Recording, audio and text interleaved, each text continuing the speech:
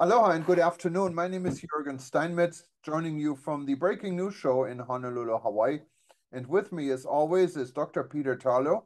He's in College Station, Texas. Peter, it's just a beautiful day outside here. I think it's nice, warm beach weather, blue skies. And I'm not at the beach, as you know, I have to work. But how are things in College Oh, Station? well, we're jealous because we have now had the entire month of July with temperatures over 100 degrees. And of course, it started in August. And guess what the temperature was? Yesterday, 101. Today, it's 102. And tomorrow will be 103.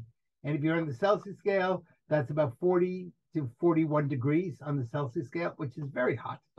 So I go walking every morning at 4 a.m. in the morning, and I can almost, without looking at my watch, I know when it's 6 a.m. because the humidity comes.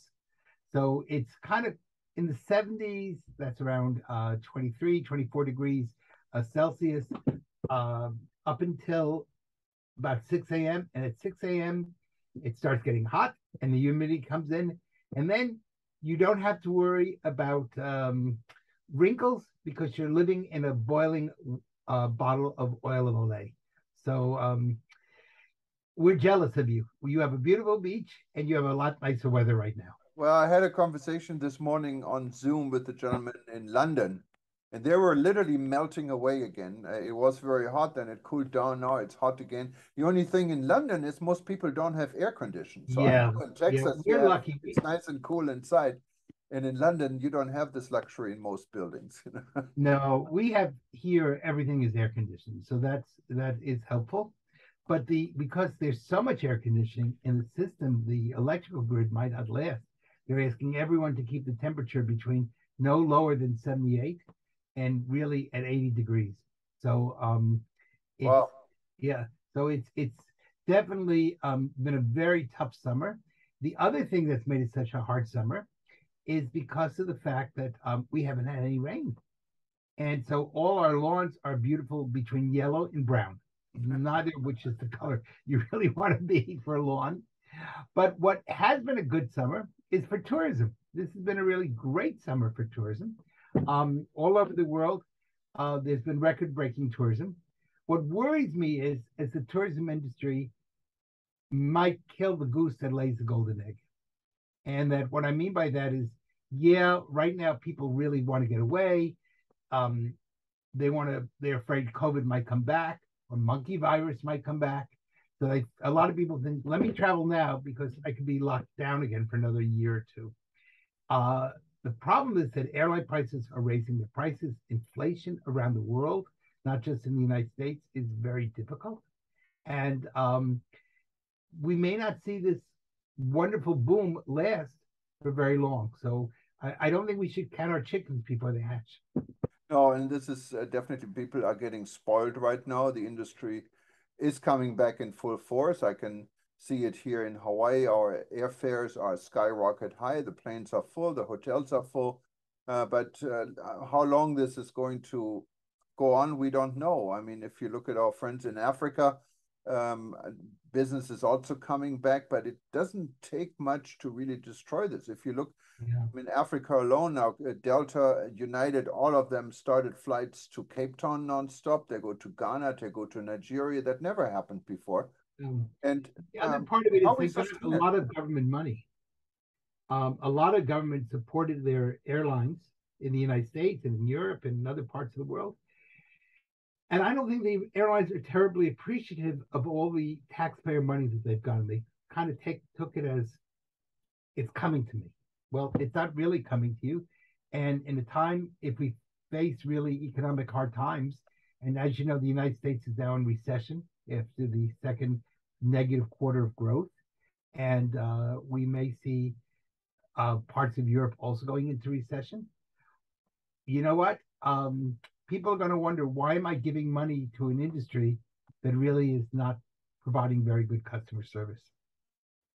Yeah, and of course, customer service is down because we have a lot of the people that worked in the industry, especially in the hospitality industry, that found other jobs, other professions, and don't want to Yeah, go back cleaning rooms. What's understandable. So sure. that also triggers into the immigration. Maybe It is something wealthier countries like our own could resolve in opening up borders for foreign workers to come in and do jobs, because some people would be happy to do it. Doesn't mean it makes them any lower or anything, but these jobs are literally needed for our own economy. And the same issue is really true in many parts of the world. It's the same for the healthcare system. You don't have enough nurses. So if you don't have enough nurses, that means your healthcare of your citizen will. And that's one of the reasons why I think we're seeing the growth in medical tourism, because you don't always have all the services. I know that I'm in Mexico all the time, and I was just speaking to someone in Algodones, which is kind of the dental capital of the world in northern Mexico. And what might cost me $120 for having my teeth cleaned in the United States is $25 or $30 in Mexico. And the bottom line is the equipment is just as good, and people don't rush you. If you need to go to a hospital and you need a private nurse afterwards, you might not be able to afford that in Europe or in the United States. They just don't have the people. But in some of the less developed countries, they're willing to give you to help you until you have fully recovered. And so the care that you're getting in many places is better. And that's created a whole new tourism industry. I'm going to be doing a conference in Morelia, which is in the state of Michoacan in Mexico, basically for medical tourism. That's Canadians and Americans who are coming to Mexico or to Central America for the purpose of healthcare. Yeah, and Peter, this healthcare, I can tell you my own little story. I'm going to be leaving this weekend to go to Bangkok. Yeah. And I'm going to Bangkok actually to go to the Bujumbura Hospital, what's a privately owned hospital, and it's quite known for medical services and medical checkups. Yeah. I tried to get appointments at UCLA, at the Mayo Clinic, at Cleveland Clinic. They're booked up for months to come, and it's expensive. The lowest rate I found was for UCLA, $7,800, I think it was. Now the tests I'm getting in Bangkok for preventive is less than $2,000 and has almost double the number of tests. And the quality of the doctors is probably, but meanwhile, that's becoming a real boom in the tourism industry. And because if you can provide good safety and security, then people will not only go by themselves to get, whatever medical checkup they need, but they bring their family while they're being cared for medically. And sometimes you have to be by yourself, with the doctor. The family can go on tour. People are eating in restaurants. They're occupying hotel rooms. So it's created a whole new boom for tourism in ways that people hadn't thought of before. And that's really good for the patient. There's some problems, like if you have to go back, it could be a little bit difficult. You don't have somebody to check on you right away. But for example, if you're going to have your teeth cleaned, there's no problem at all.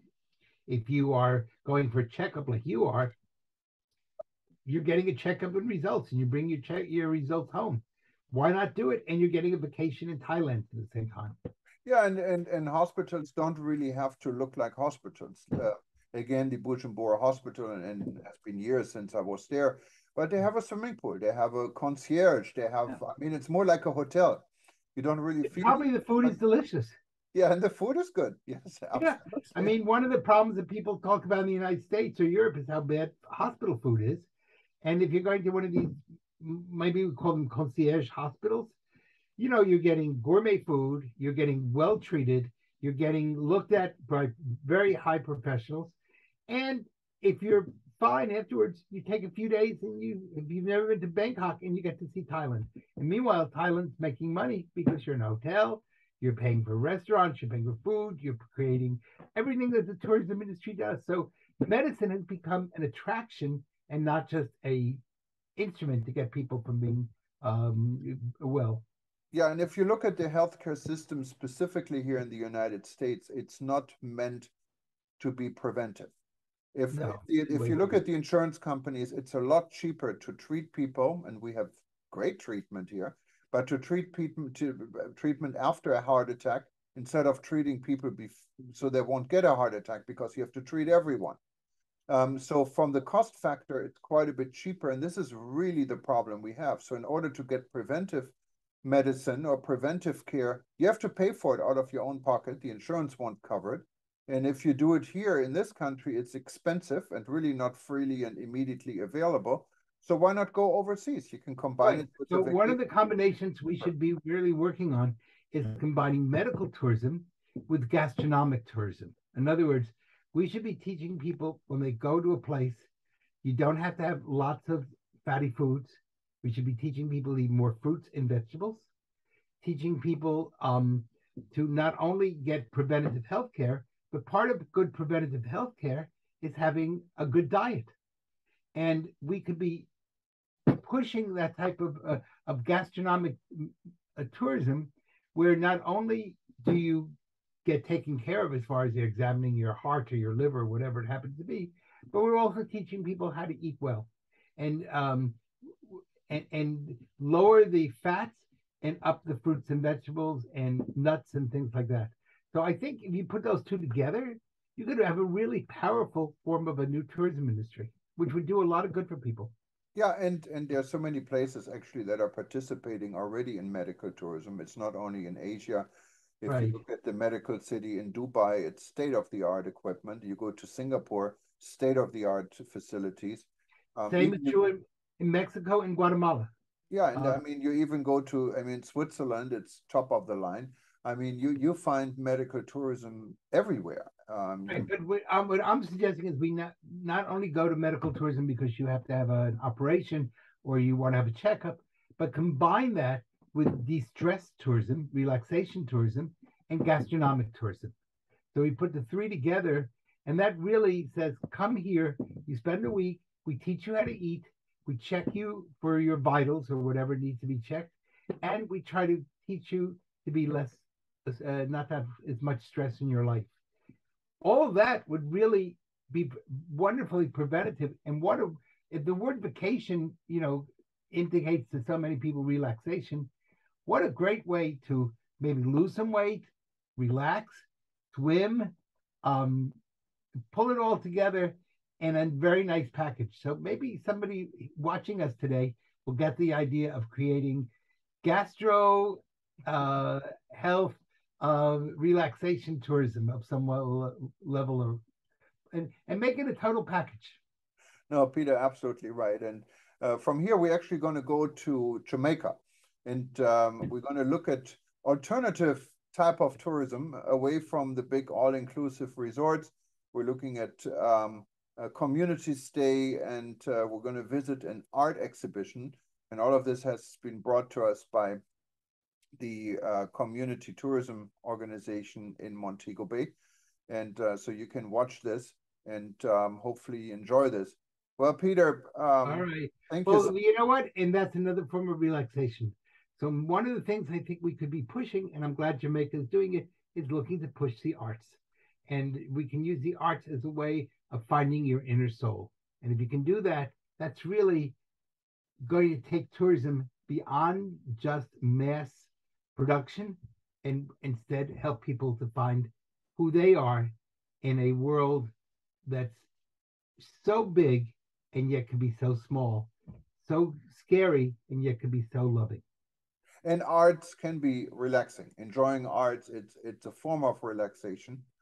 And of course, many people take advantage when you go on city tours, city sightseeing, you go to museums, you sit down. I really enjoy just concentrate maybe on one piece of art. You sit there and you just really sit there for 20 minutes and look at it instead of just chasing through the And building. you're lowering your Everyone, stress. yes, And absolutely. you're lowering your stress. And, Absolutely. and that's so if we could teach you while you're lowering your stress to check your heart, check your blood pressure, and to feed you something which is healthy, and maybe give you, for example, beetroot is wonderful for lowering blood pressure. So you're drinking some beet juice while you're looking at the art, but just don't throw the beet juice at the piece of art because it stains. That would be dangerous.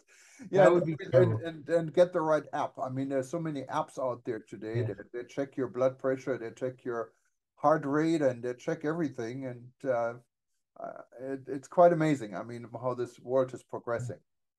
All right. Have a wonderful evening. Same to you, Peter. And Take please stay care. tuned. And we're going to go to Jamaica now. All right. I'm looking forward to it. Bye bye. Bye bye and aloha from Hawaii.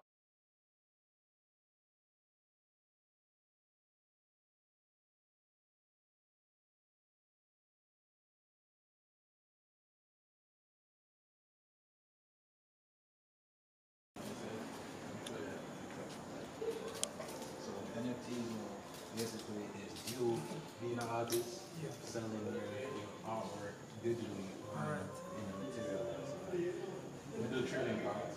Okay. So this is my digital artwork. Yeah. But instead of like having it like this, Yes. it's on an online platform. Sure. You can look on OpenSea and you can sell these. I'd love to talk to you more about it. Definitely. Yeah, man. We'll link with the lady and rather do more. Right. So I'm gonna be showing myself a lot. Yeah. Thank you. Yeah, man. It's something I'm interested in. Yeah, man. Yeah, man. I'm gonna love the artwork. All right. Okay. So. Yes, sir. Just to say a bit about each piece, you know, some of the pieces. Right. This is a piece that I refer to. The title is Journey. And I'm very into our our culture, our origins, the origins, you know, our history and so forth. All right, and this comes from the Akan people of Ghana, yes, and it's traditional religion, you know, it's called Akan, and it's from the Ashanti people. Right, I think so. European they call it Ashanti, right? But the original is the Asante, which I took my name from. Opioya Asante. Yes. So in this picture, as you can see, there's a baby that's in the womb, and then the journey begins. Okay, to childhood. That's the mother, and then teenage, you know, coming up to adulthood. Productivity, that's what this symbolizes for me, right? That's productivity. And then continue to old age, yes? And then from old age, it carries you to ancestors, yes? And so these are the ancestral spirits. And the cycle continues, you know? All right, so that's it. Now, the large hands underneath here represent God, because we are all in God's hand, or in God's hands, yes? So that's what that represents. There are other symbols like the river and so forth, and you know, if you study the Akan philosophy or spirituality, then you would see in more detail, you know, the meaning of the different symbols, yes? Okay, so that's journey. And it's oil and canvas. Right. Over here now, we have rite of passage. Yes? And I think that's what we are missing in Jamaica. Now, we can learn a lot from Africa. Yes? Rite of passage is where an elder or an enlightened person, yes, older, teaches the younger ones. Now, if you look here, you will see it's all men, right? And the only reason why is because women's initiation are different from, they don't just put men, girls and boys together. Yes, they are separate. But, I mean, in Jamaica, I see where our women are doing much better than our men. If you go to university, for instance, most of the students you'll see in the university are women. Yes? And a lot of the men are doing something which, unfortunately, negative. You understand? Now, this is where a learned person or an educated or an enlightened person is imparting to the younger ones, right? And I think this is different from school, because I did mention about self-knowledge earlier. And that is where he's imparting not necessarily academic material, but life material, yes, learning who you are, yes, and if you don't know yourself, then, it's like you don't know anything, because I think the first thing that you should know is yourself, right? And there's this book, When We Ruled, When We Ruled, and it's written by a brother called Robin Walker, yes? And this book is a very good history book on all the different civilizations in Africa, from east to west, north to south. And it really goes into detail, So anybody who wants to learn about their African heritage, I recommend that book, yes? When We Ruled by Robin Walker, right? I did say that this is Queen Nanny, and Queen Nanny was born, she born in Africa, and then she came here, all right? But before Queen Nanny, there was another Queen Mother called Queen Mother Ya Asantewa, and that was a picture of her, yes? And I more or less just copied the picture, but I'm leading it now to Queen Nanny in our situation, yes? A liberator.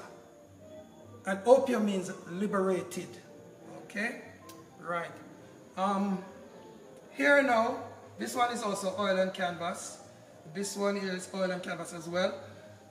The title of this is Every Athlete's Dream, yes? So we know that we have the two best athletes in the world, although one has retired, but having sounds that he might be coming back, which would be great, all right? So we have Usain Bolt and we have Shellyan, right? Now, I couldn't paint everybody because we have other great athletes, right? So they are representing all our athletes, basically, all right? Yes. And as I said, this is also oil and canvas, all right? Now, here now we're going into taking a different avenue now, right? Looking at Jamaican culture, these are some of the fruits that we have, fruits and vegetables and so forth, right? So we have the apple, the OTT apple, right? That's carrot there. So if you look good, you'll see them. This one here, okay. That's chocho. It's the pear. That's a pear, that's yes. right. Banana. Coconut, and national dish, Aki. Right, okay. And this is pencil, color pencil on paper, all right? Color pencil is one of my favorite medium. Because will it fade with yeah. time? Sorry? Will it fade with time? Oh, well, I've not had a problem with that, Yes, so it should be okay.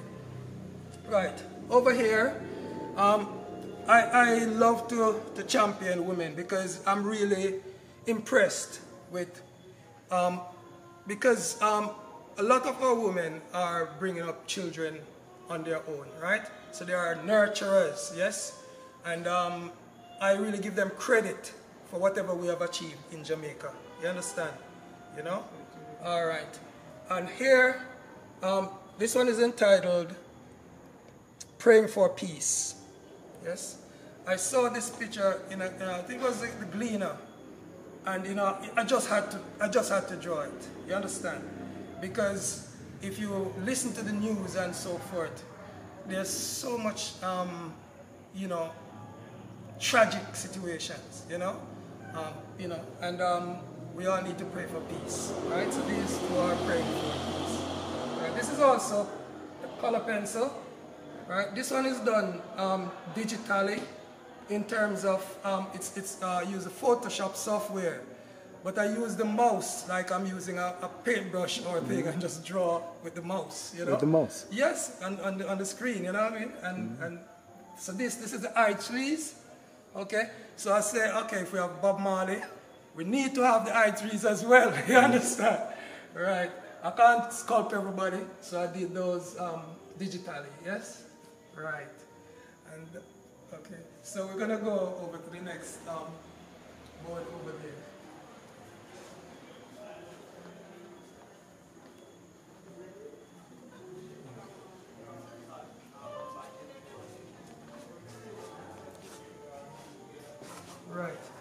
So the title of this one is The Catch.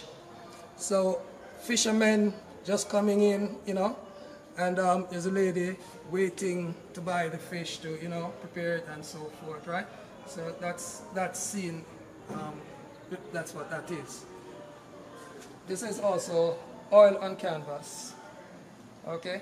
And if, I don't know if you know Alligator Pond, because we should all know, if you live in Manchester, in Mandeville, we should also know Alligator Pond, right? Because that's where a lot of people go on holidays and so forth to swim and so forth, yes? That's a nice place. Sorry, I have to go stop something on this, and I remember to stop. This picture now is entitled Caribbean Nights. So I saw this picture, although we don't have a lot of this type of boats in the Caribbean right now, well, in Jamaica, yes? In the Jamaica seas, you won't see a lot of that, but I've got a license to be creative, right? So this is my creativity. I like this boat. I like the sails and so forth, okay? And I just put it, but also we have there are some men here, just like here, where they're pushing up the boat, yes? They're bringing the catch and they're pushing the boat up on the shore, right? These are nets, fishing nets, and also, if you look carefully, there are some fishing nets over here as well. So, a similar theme, right? Now, but this one is acrylic on paper. This, I went to a family funeral, and I saw this little girl, and I was taking pictures, and I had to take a picture of her. And I'm so captivated because I remember, you know, little children wearing the ribbons and so forth, and they have the bubbles and stuff in their hair. And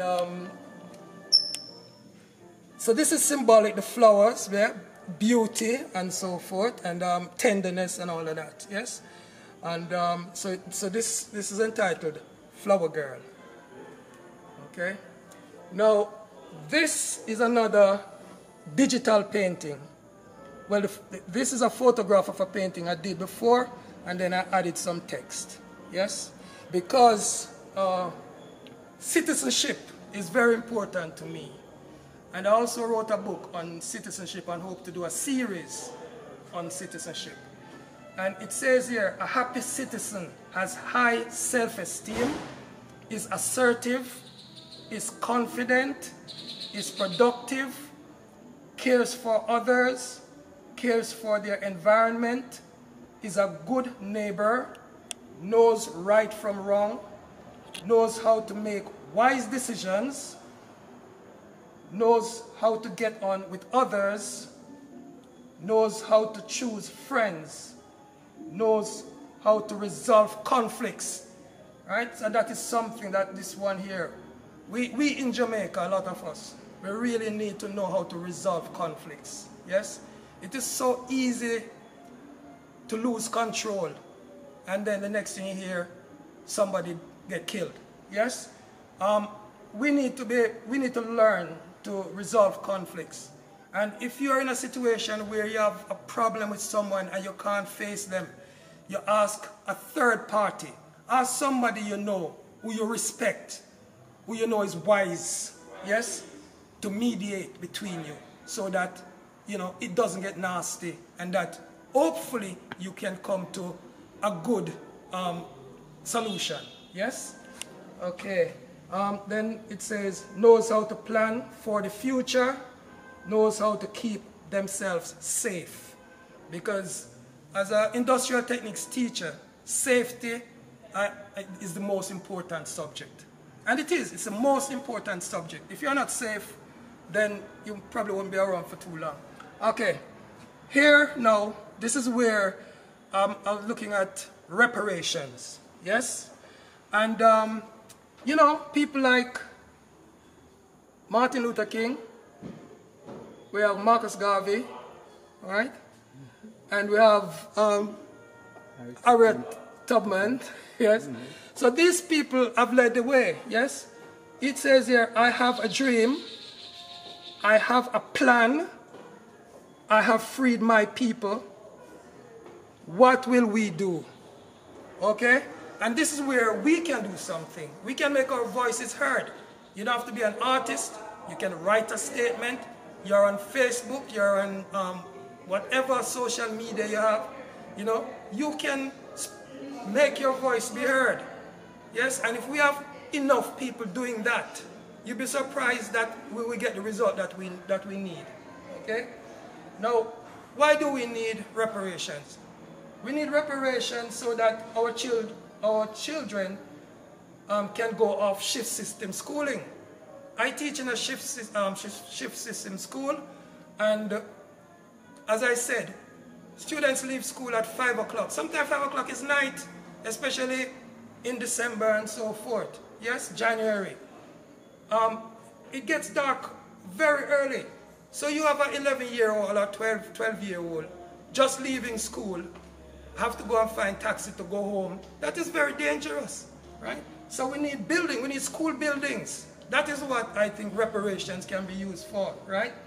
Our seniors and unwell citizens need good health care and hospitals, right?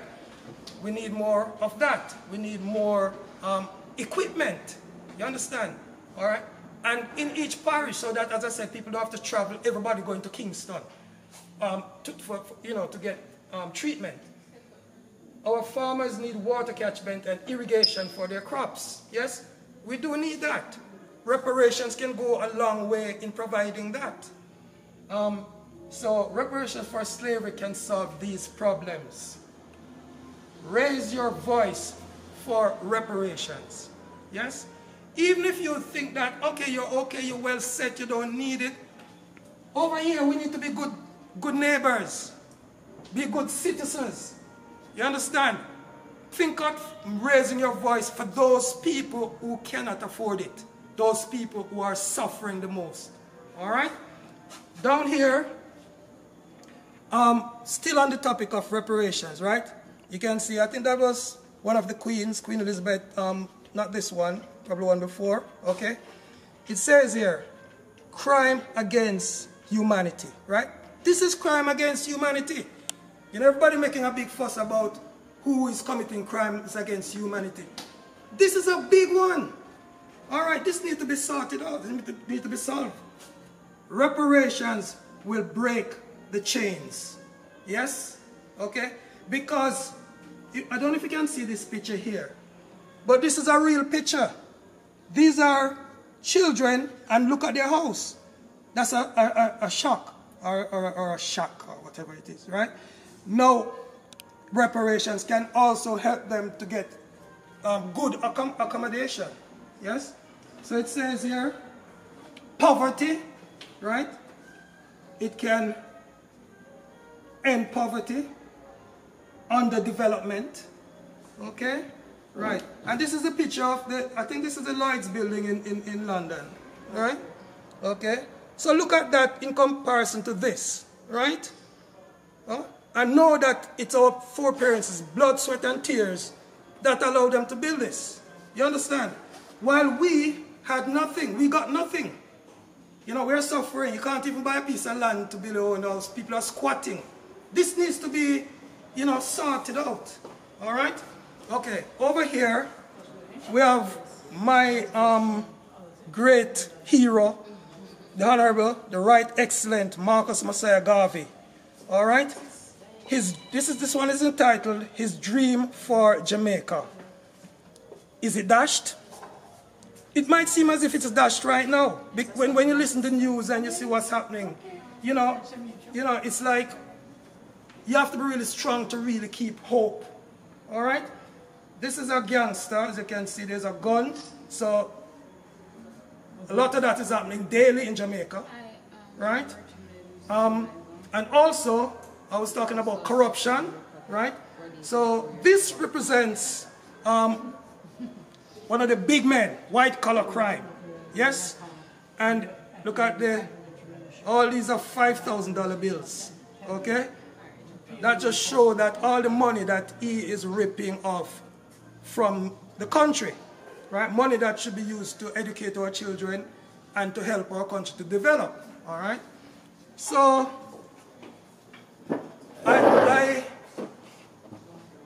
I'm an African, right?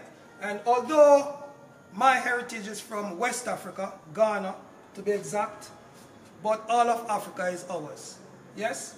And this is North African. The title of this one is Sahara Tribesman. So he lives in the Sahara. You can see his camel, yes, and the desert, okay?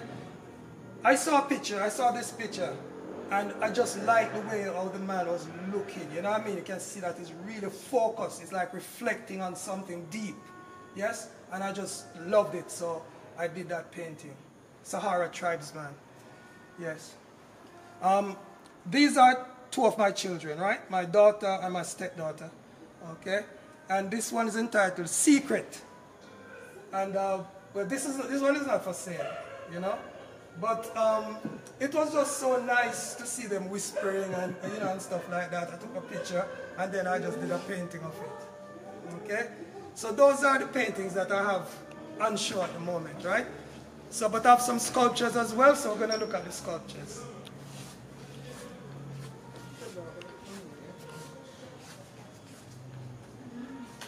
Okay. All right. So I studied ceramic design, but not making wares of such, like functional wares, although a sculpture is still functional, right? So I did this sculpture. I think this was the last sculpture that I've done. And this one is called Reggae Fusion. So it's two people dancing, yes? And I call this one Reggae Fusion, and that's it. Okay? And over here now, we have another sculpture. Now, I did this when I was at art school in Jamaica, yes? When I was at Edna Manley College. At that time, it was called Jamaica School of Art Cultural Training Center, all right? And I did this in the ceramic department there. And this one is entitled Mother's Pain, Mother's Pain. And I know a lot of that is happening in Jamaica right now, where the mother is mourning, yes? Is mourning. That's the mother there, and that's the son over here, right? Yes. Now, the decoration on this, I did it. It wasn't, I didn't put a finish on it, like a glaze or anything like that. It was just the raw clay. And I left it in my yard for about a couple of years or so, right? And some plants grow over it. And all the roots tied around it, wrapped up, went into the mouth, all over it, right? And I left it for 2 years. And then I decided that, okay, I'm going to free it now, yes? So when I took off all the plants and so forth, all these designs came on it. So these are not I didn't put these designs on it. That was done by nature, right? This also, yes? Yeah, so this piece is quite old. I did it when I was about 19 also. Mm-hmm.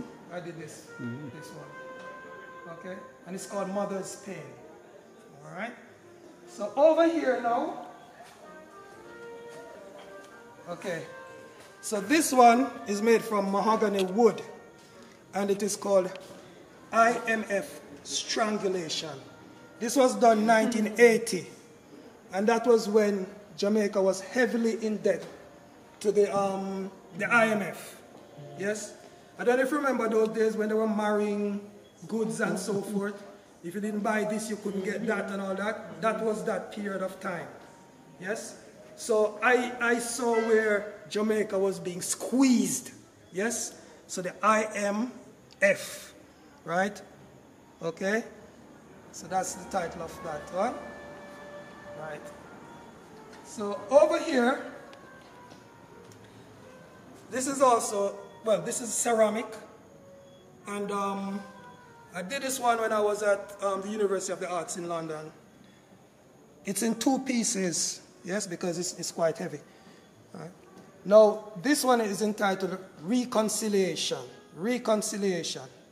And the reason why I named this Reconciliation, right, these 2 figures, the top figure represents God. Although I know God is not a man, yes, but I use this just to illustrate, to represent, this represent God.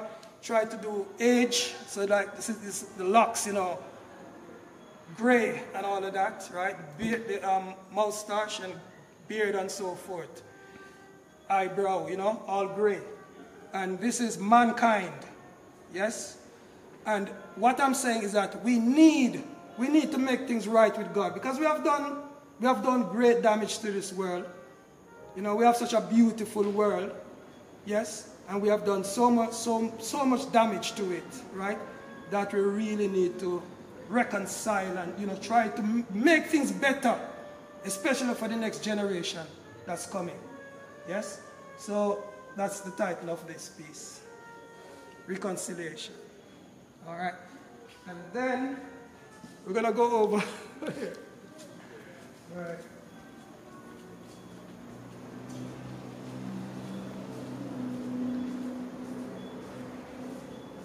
Right. So I did say that sports and music is where we are excellent. We are excellent when it comes to sport and music. All right. So this one is entitled Trenchtown Rock, and that's Bob Marley. Yes, that's done in cement fondue, and it's quite heavy, and it's still not solid. Yes. All right. So that's the gong. Well, not the original gong according to what we've just heard, you know, the presentation by Mrs. Dixon. All right? Okay. And then, this is the last piece on the show, right? Now, this piece is entitled The Right Excellent Marcus Messiah Garvey. Yes? And as I said, this man is my greatest hero. Whenever I talk about this man, it's like tears come to my eyes. Okay? Because if he was the Prime Minister of Jamaica, right? Just imagine that 60 years ago, right? If this man was the leader of Jamaica, where would you think Jamaica, where do you think Jamaica would be now, right? He went to America and made such a mark in America. This man have chapters all over the world in a time when black people were being hung, being lynched in America, in the belly of the beast. You understand? This man was there, and what he had accomplished. I just respect this man so much. You know what I mean? And I wish that he was able to lead our country, because I really believe that we wouldn't be in the mess that we are in now. You understand? You know? I mean, people find a lot of faults and all sorts of things and whatever it is. But look at the positive. Look at don't look at the negative or what people say. What he achieved in that time. You understand? It was like unbelievable as a black man. You understand? So this man will always be my #1 hero. All right? And when I had the opportunity, I made sure that I did the biggest sculpture I could do of him. You understand? Right? I feel like say I could build the rest of the body as well. You know what I mean? But that's my boss. Yeah, man. Great man. All right? Okay. Great job. And that's it. Thank you very much.